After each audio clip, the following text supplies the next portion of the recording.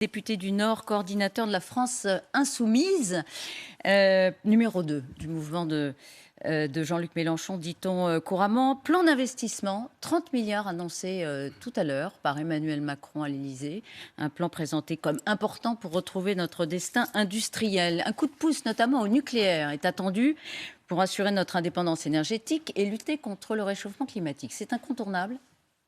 D'abord, une chose, c'est la campagne de M. Bricolage, cette histoire. C'est-à-dire qu'on a Emmanuel Macron qui aujourd'hui fait des sorties, fait des annonces, souvent d'ailleurs déjà budgétées, et on a l'impression que comme ça, il rase gratis. En réalité, on parle de 30 à 50 milliards d'investissements. Si vous regardez ce que c'est par rapport aux investissements courants, c'est 3 à 6 milliards par an, c'est à peine plus en réalité que ce qu'on fait d'habitude.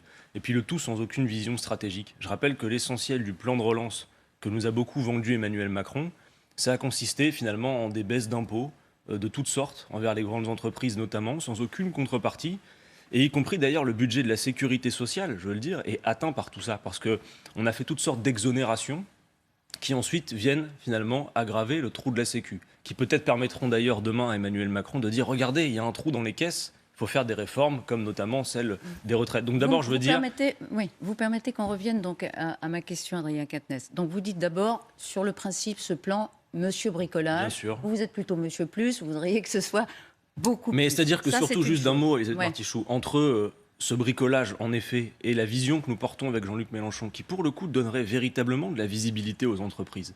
Nous, vous le savez, nous voulons faire la bifurcation écologique, planifier la bifurcation écologique de notre économie. C'est donner de la visibilité, dire dans quel secteur on investit pour l'avenir, pas faire des sorties hasardeuses comme celle de M. Macron, qui incontestablement aujourd'hui est en campagne électorale.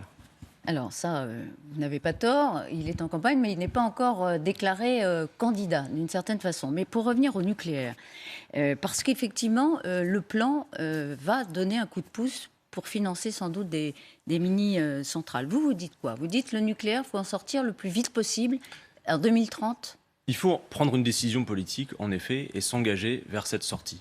Emmanuel Macron nous a fait perdre beaucoup de temps.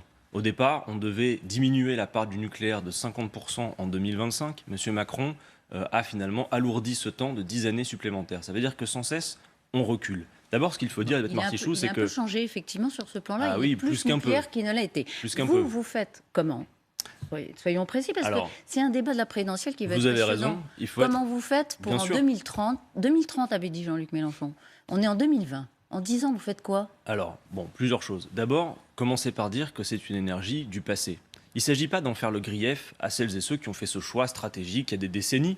Mais Elisabeth Martichoux, notez que les réacteurs nucléaires français arrivent à terme sur le temps qu'ils avaient été prévus pour vivre.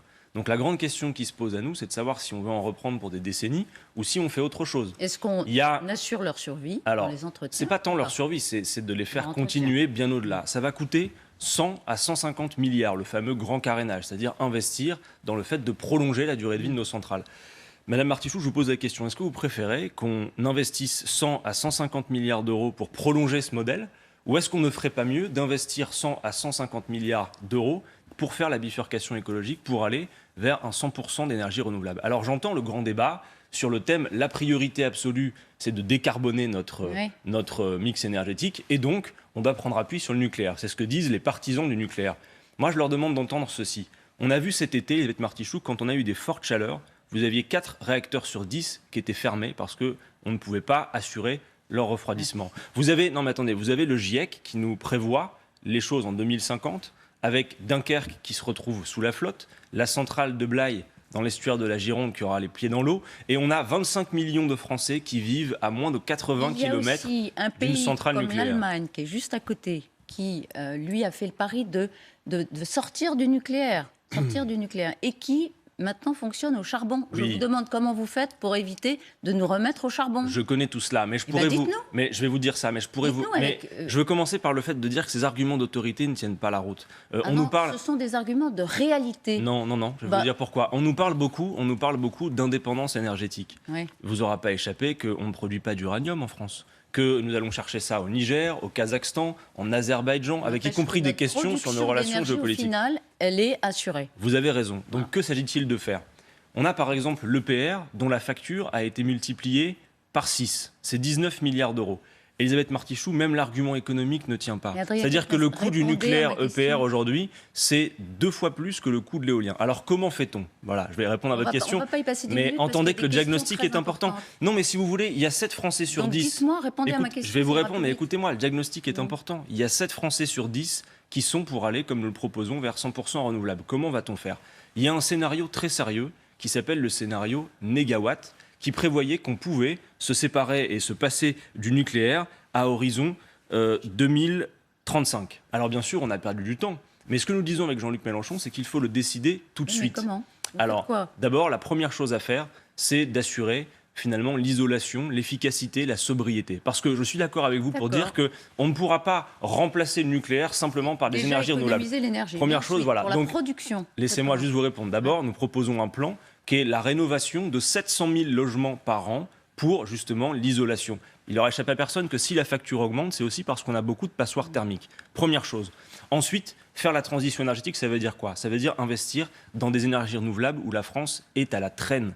Les hydroliennes, par exemple, dont on a bien trop peu parlé. Et puis la géothermie, les éoliennes. Quoi qu'on en pense, aujourd'hui, on sait. Elles sont contestées, on dit même sur un aspect économique, le nucléaire coûte très cher. EDF a 60 milliards de dettes. Je vous l'ai dit, il faudra 100 à 150 milliards d'investissements. On a 80 milliards pour la gestion des déchets, tout ça nous coûte extrêmement cher. D'autant plus que sur le stockage des déchets, on arrive quasiment à saturation à 2030. Nous sommes à combien, juste pour terminer, parce que je voudrais avancer, mais on produit combien de renouvelables aujourd'hui? On en produit beaucoup trop peu. C'est-à-dire que, écoutez, il y a le ratio entre renouvelables et nucléaire. D'abord, l'électricité n'est pas notre seule énergie. C'est 20% de la consommation. Mais aujourd'hui, en effet, c'est près de 80% de notre énergie électrique qui est d'origine nucléaire. Passer de 20% de renouvelables aujourd'hui consommés à 100% à horizon 2050. À horizon 2050. C'est plus 2030. Mais le scénario négawatt qui disait 2035. Il a pris du retard sous l'effet du quinquennat de M. Macron. Donc, si vous voulez, entendez une chose. Vous ne voulez plus sortir du nucléaire en 2030. Si, on engage tout de suite la sortie. Mais vous ne pouvez plus, vous dites aujourd'hui. Elisabeth Martichoux, personne ne peut croire raisonnablement, et entendez-moi, qu'on va finalement sortir du nucléaire en appuyant sur un interrupteur. Non, mais je sais pas. Mais est-ce que vous ne trouvez pas... Non, Jean-Luc Mélenchon a dit quelque chose de... Madame Martichoux, pardon, qu'il n'y ait pas de confusion. Jean-Luc Mélenchon a dit... Il y en a assez qu'on perde du temps, donc on attaque tout de suite. Dès qu'on arrive au pouvoir, on engage cela. Ça ne veut pas dire qu'on en sort demain matin. Soyons bien d'accord. Il a un peu évolué. Non, mais il faut mettre le paquet là-dedans. Est-ce que les arguments, juste une chose, est-ce que les arguments économiques, les arguments climatiques et les arguments énergétiques avec la transition que je viens de vous opposer, est-ce que vous les trouvez irrationnels? Non, moi je crois qu'ils sont au contraire très sérieux. C'est bien parce que vous faites les questions et les réponses, j'adore. Écoutez, vous permettez aussi de faire parfois une partie de la réponse. Ce que je veux dire, c'est que c'est un sujet sérieux. Et il ne s'agit pas d'en faire grief à ceux qui y travaillent. Il y a de l'emploi pour des décennies, y compris dans le secteur nucléaire. Nous parlons avec Fabien Roussel, il est le bienvenu pour un rassemblement. Or, le Parti communiste est favorable au nucléaire. Est-ce que c'est quand même pas une grosse divergence pour pouvoir envisager un rassemblement? Vous savez, cette divergence, elle existait déjà dans les 2 précédentes élections, où il ne vous aura pas échappé que le parti... Notamment... Comment avions-nous fait? On avait traité notre divergence avec un choix démocratique qui était de dire, eh bien, nous soumettrons la question par référendum. Et moi, je suis assez confiant là-dessus, Madame Martichoux, puisque cet été, on a fait une grande enquête, un grand sondage demandé par un sondeur sur 42 mesures les plus structurantes du programme L'Avenir en commun porté par Jean-Luc Mélenchon. Et on voit des taux d'adhésion qui sont très importants. Et notamment sur cette question, je vous l'ai dit, entendez ça, 7 Français sur 10 sont d'accord pour dire l'objectif doit être 100% renouvelable. Alors, il y a une majorité de Français favorables au nucléaire. Mais à quoi vous jouez? Non, je viens de vous dire le contraire. Non, moi je vous dis que selon un sondage d'il y a quelques mois, 2021, il y a 59% des Français qui sont favorables au nucléaire. Donc ça dépend de la question. Et moi, je vous dis que selon un sondage qui date du mois d'août 2021, 7 Français sur 10 sont pour un objectif 100% renouvelable. Mais c'est sûr que si les arguments leur sont présentés, comme je viens de le faire, vous savez, c'est une discussion tranquille qu'il faut qu'on ait. Absolument. Et on l'aura parce que c'est un débat passionnant de la présidentielle. À quoi vous jouez quand même avec l'Union de la gauche? Pourquoi je vous dis ça? Parce que j'ai écouté en partie Jean-Luc Mélenchon. Il a été accueilli d'ailleurs de façon pas triomphale, mais très positive par les étudiants de Sciences Po. C'est le moins qu'on puisse dire. La semaine dernière, vous y étiez peut-être.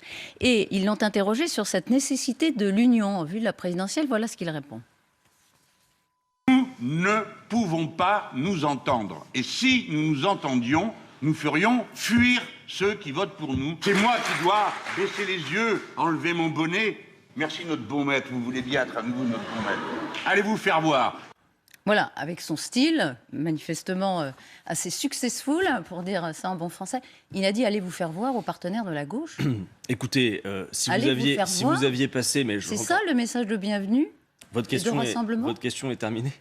Oui. Je peux vous répondre? Écoutez, oui, c'est pas à vous de juger la longueur de ma question. Non, mais du coup, si vous permettez que je vous réponde. Oui. Si vous aviez diffusé la longue séquence qui précédait, où il explique tout ce qui a été fait, écoutez, Madame Martichoux, il y a 2 ans maintenant, Jean-Luc Mélenchon, à la une d'un journal que vous connaissez, qui s'appelle Libération, proposait la Fédération populaire, qu'on se retrouve justement sur une base commune.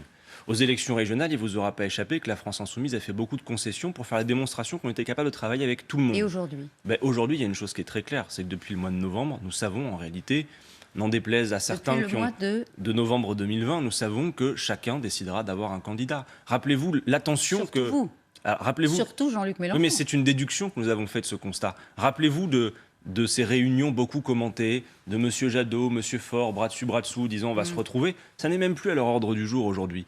Ce que Jean-Luc Mélenchon veut dire très clairement, c'est que nous, le calcul que nous faisons, c'est que, je vous l'ai dit tout à l'heure, il y a une majorité visiblement d'adhésion pour des idées. Il faut maintenant la traduire en bulletin de vote. Alors, est-ce que le but est de se rassembler à tout prix? Je prends des exemples concrets, 2 seulement, pour vous parler. Madame Hidalgo, par exemple, ne veut pas du rétablissement de l'impôt de solidarité sur la fortune. Est-ce que nous devons renoncer à notre programme pour nous accorder avec Madame Hidalgo? Et si nous le faisions, est-ce que le programme que nous porterions éventuellement ensemble, vous avez un autre exemple serait propulsif? Monsieur Jadot, par exemple, nous disons que nous avons besoin de faire un protectionnisme écologique. C'est ce que Jean-Luc Mélenchon propose. Si, par exemple, on dit on arrête les pesticides en France, vous comprendrez bien qu'on ne va pas faire entrer les produits pourris de pesticides qui nous arrivent des autres pays européens. Il faut donc instaurer un protectionnisme. Ce protectionnisme écologique, il est contraire aux traités européens. Je n'ai pas entendu que M. Jadot remettait les traités européens en cause. Est-ce que, Mme Martichoux, je dois ranger le protectionnisme écologique dans ma besace pour m'accorder avec M. Donc, en fait, si vous voulez... Allez vous faire foutre, on va pas passer vous changez ces propos. Faire voir, allez vous faire voir. Les choses sont très claires, si vous voulez. Notre salut, notre succès ne passe aujourd'hui pas par un rassemblement sans condition. Bien sûr, il y a des dispersions inutiles qu'on pourrait éviter. Vous avez parlé à l'instant du Parti communiste français. Je ne comprends toujours pas. Vous regrettez la candidature de Fabien Roussel. Personne ne comprend que ce qui a été possible en 2012 et en 2017, non sans un certain succès, ne le soit pas en 2022. Mais pour autant, le plus important, ils ont voté pour avoir un candidat. Oui, bien sûr, c'est leur droit. Mais attendez, je pense que tout ça n'est pas terminé, parce que contrairement à certains, avant le premier tour, il peut se jouer des choses. Écoutez, je l'espère. Avant le premier tour. Je l'espère. Moi, je vais vous dire une chose. Ouais. Contrairement à beaucoup, je crois, à gauche, nous n'avons pas renoncé à l'idée que 2022 pouvait être gagné. Je pense que l'une des principales difficultés que nous avons... Qui a renoncé à gauche, justement? Écoutez, Arnaud Montebourg, Anne Hidalgo. Fabien Roussel me démentira pas, il nous arrive de discuter ensemble, on est tous les deux du Nord, on prend le train régulièrement ensemble. Déjà à la fin de l'année 2020, il me disait penser que 2022 était perdu. Moi je dis, avec des interlocuteurs qui nous disent que c'est perdu, on ne fait pas la même chose. Nous n'avons pas renoncé à l'idée qu'on pouvait l'emporter. D'ailleurs, la plupart des enquêtes d'opinion montrent l'avance de Jean-Luc Mélenchon au même étiage que celui auquel nous étions dans les sondages la fois dernière. Donc moi, je le dis, le plus important, c'est que les électeurs sachent se regrouper. Vous avez là un candidat, Jean-Luc Mélenchon, un programme, l'avenir en commun, une stratégie qui est l'Union populaire. Pardon, Adrien Quatennens, le gouvernement revoit la croissance à la hausse. Bruno Le Maire l'a dit hier, vous étiez peut-être à l'Assemblée à ce moment-là. Pouvez-vous admettre, donc plus 6,25%, pouvez-vous admettre que c'est une bonne nouvelle? Allez, on sort les trompettes, les tambours, et puis on fait la fête avec le gouvernement. On ne vous en demande pas tant. Je voudrais bien, Elisabeth Martichoux. La vérité, c'est que on nous parle de la... dire, c'est mieux que si c'était pire, si vous préférez, mais c'est mieux. C'est mieux que si c'était pire pour une raison très simple, que tout économiste comprend, c'est que quand vous fermez un robinet complètement, et qu'ensuite vous le réouvrez, vous avez une situation de croissance qui ne correspond pas à une situation normale. Mais surtout, moi, ce qui m'intéresse, c'est la vie des gens, plus que des statistiques. Et le gouvernement nous vend pétaradant une reprise économique. La vérité, Madame Martichoux, c'est qu'il y a 8 millions de Français aujourd'hui qui ont besoin de l'aide alimentaire. 2 millions qui y ont recours, 1 million depuis l'année dernière. Il y a un Français sur 3 qui peine à payer son loyer. Il y a un Français sur 5 qui doit sauter un repas pour boucler ses fins de mois. Le gouvernement dit on n'a jamais fait mieux en termes d'augmentation du pouvoir d'achat. C'est le moment que depuis trois mandats présidentiels. On a fait mieux que sous Hollande et sous Sarkozy. Pour les très riches, c'est très clair. Les 500 familles les plus riches de France ont vu leur patrimoine doubler sous l'action d'Emmanuel Macron en un quinquennat. Et dans le même temps, il y a plus de 2 millions de pauvres en plus. Alors, juste un instant, comprenez qu'il y a une politique mensongère, une propagande. Je vous prends un exemple. C'est une forme d'indécence. Mais écoutez, évidemment, regardez juste cet exemple. C'est un peu technique, mais alors regardez. vite, comme vous dites. Le gouvernement dit il dit les pauvres ont plus bénéficié de notre politique que les riches. Et il appuie sa démonstration en disant 6,5% de hausse moyenne pour les 10% les plus pauvres contre 2,5% de hausse moyenne pour les 10% les plus riches. Et là, Madame Martichoux, comme vous êtes un esprit vif et intelligent, vous comprenez que 6,5% de hausse moyenne quand on est sur des sommes petites, celles des plus pauvres, c'est beaucoup moins en valeur que pour les plus riches. Donc, Monsieur Macron, il faut le dire, et le président des très riches qu'il a gavé pendant son quinquennat. Et d'une main, il a fait des baisses d'impôts considérables pour les plus riches, l'ISF, la flat tax. De l'autre, les petites choses qu'il a saupoudrées sont très temporaires. Et c'est M. Macron aussi qui est allé quand même, rappelez-vous-en, gratter les 5 pauvres euros d'APL à celles et ceux qui en avaient besoin. Tout le monde s'en rappelle. Donc il est temps d'en finir avec cela. Et c'est ce que nous allons faire en 2022 parce que l'urgence, c'est de partager les richesses et d'éradiquer cette pauvreté, d'augmenter les salaires comme nous le proposons, de faire qu'aucune pension de retraite pour une carrière complète soit inférieure au SMIC. Il faut soulager la vie des gens. Voilà ce qu'il faut faire. 3 questions rapides d'actualité. Le Sénat examine aujourd'hui une proposition de loi du sénateur Hervé Marseille, centriste, suggère de revenir sur la loi de cumul des mandats de 2014. On pourrait cumuler, selon sa proposition, un mandat de député avec celui d'un maire de moins de 10 000 habitants sans cumuler les indemnités. Est-ce que vous votez ça si ça arrive à l'Assemblée ? Non, j'ai vu que pour le coup, Fabien Roussel, lui, était favorable. Ouais. Là, en effet, c'est une différence entre nous. Moi, je suis strictement opposé au cumul des mandats. Et indépendamment de la question des indemnités. Même dans ces conditions, parce que le but, évidemment, c'est de faire en sorte que les élus ne soient pas déconnectés. Mais vous savez, il y a mille manières d'être connectés. Je pense que tous les parlementaires aujourd'hui, même s'ils ne sont plus des élus locaux par ailleurs, ont à cœur de rencontrer les citoyens de leur circonscription. Ça ne fait pas d'eux des élus déconnectés pour autant. J'entends ces petits refrains. Mais pourquoi, Elisabeth Martichoux ? Regardez, on a une situation, vous l'avez vu, de désamour pour la politique. Enfin, réveillons-nous, 80% d'abstention aux dernières régionales. À l'opinion. Non, ce qu'il nous faut d'abord, plutôt que ces tripatouillages, ce qu'il nous faut, c'est important, c'est de permettre au peuple qui visiblement ne consent plus à la règle du jeu, de la redéfinir. C'est pourquoi nous appelons de nos voeux la convocation d'une assemblée constituante. Balayez pas ça d'un revers de la main, c'est important, pour passer la 6ème République. Et ça aussi, Madame Martichoux, vous avez 6 Français sur 10 qui sont d'accord. Qui est très importante, c'est l'onde de choc du rapport Sauvé, évidemment consacré aux abus sexuels dans l'Église. Le Monseigneur Moulin-Beaufort, le premier évêque, est convoqué, invité à venir rencontrer Gérald Darmanin au ministère de l'Intérieur aujourd'hui, après sa phrase sur le secret de la confession qui pourrait être au-dessus des lois de la République. Est-ce que Gérald Darmanin a raison de le convoquer pour avoir une explication de fond ? Oui, évidemment. Et les lois de la République doivent s'appliquer. Et quand on voit le scandale, on parle de 300 000 victimes tout de même. Le plus important, c'est qu'on protège les victimes et qu'on fasse en sorte qu'il n'y en ait plus.